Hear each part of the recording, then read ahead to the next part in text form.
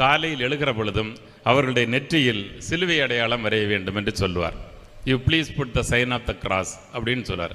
அது எதுக்கு அப்படின்னு அவர் சொல்றது, உங்களுடைய குழந்தைகளை ஆண்டவருடைய திருப்பீடத்தின் முன்னால் திருமுழுக்கு கொடுக்க எடுத்து செல்லுகிற பொழுது குருவானவர் உங்கள்கிட்ட கேட்டிருப்பார். என்ன கேட்பார் அப்படின்னு சொன்னா, இந்த குழந்தை கிறிஸ்தவ விசுவாசத்தில் வளர்க்க வேண்டியது உங்கள் பொறுப்பு, இதை ஏற்றுக்கொள்கிறீர்களா அப்படின்னு கேட்பார்.